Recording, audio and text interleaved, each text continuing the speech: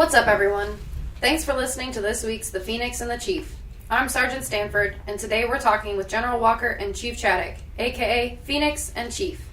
If you haven't already, don't forget to get caught up on the PSAB happenings with our first few episodes on divots. Time for the main event. Let's hear from the Phoenix and the Chief.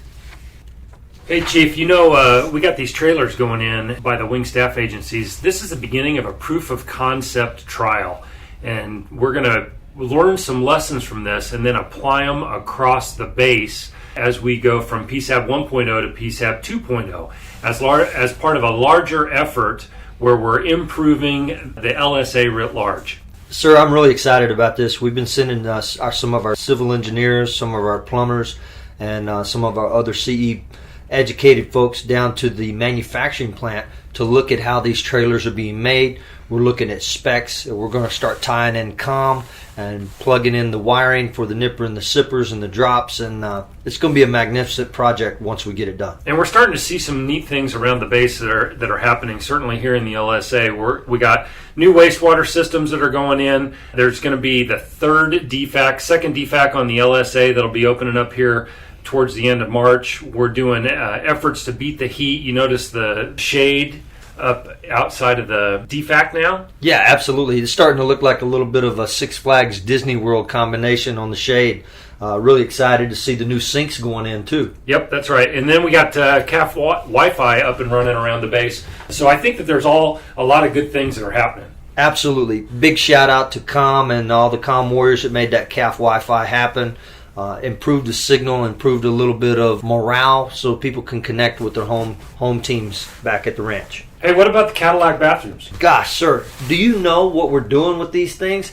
This is one of the reasons why we've been sending the plumbers down to the trailer manufacturing place. The plumbers have been getting with the manufacturers so that when we do get our Cadillacs, that it's going to be kind of a plug and play. We're going to probably get those delivered somewhere, estimating late March. It's going to take about 2 weeks for installation, so you guys and gals living over in Charlie and Delta Block, be advised it will take 2 weeks, but your life will be so much better once we get them on the ground and plugged in. Yeah, in the end, there's going to be more space, better AC, and better water heaters that we'll be using there. So I think the quality of life will improve writ large for everybody living in the LSA. Yes, and all of this is part of increasing not only the facilities, but it's going to tie into the infrastructure, which is going to be the wastewater. A lot of good improvements because everybody always wants a good hot shower.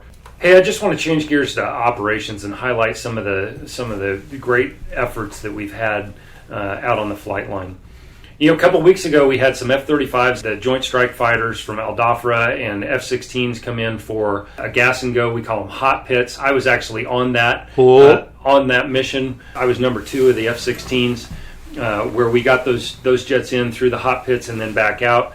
About a week ago, we had some Marine Corps Hornets that came by and got refueled by our troops. Semper Fi? That's right. And then, we also had an E-3 AWACS. That's the big airplane 4 engine. It's got the spinny UFO disc on the top of it. Cops love watching those things. Really? Why?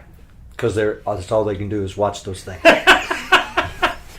This just gets to the larger effort of we're an air base. Our weapon system is the air base complex. And whether you're cops watching those things or whether you are aircraft maintenance or LRS or airfield operations or lodging, when we got airplanes that come in, whether it's doing a 1-hour mission or whether it's doing a 1-week mission, it touches everybody on the base. Absolutely. DFAC crews, COM has to support with some different sipper and nipper connections. We've got the Intel crew that's feeding them stuff. CE's coming over, hooking different things up. There is not a player on the field that is not catching and shagging balls. That's when right. People are here on the base. That's right. And none of this is to overshadow the foundation of our combat operations, which is the 555th Fighter Squadron, the world-famous, highly respected Triple Nickel, that are flying 24/7 combat ops right here from our own air patch. So just well done to the whole team on that effort. So many amazing things happening. Thank you, sirs. Now it's time to hear from you, our man in the sand.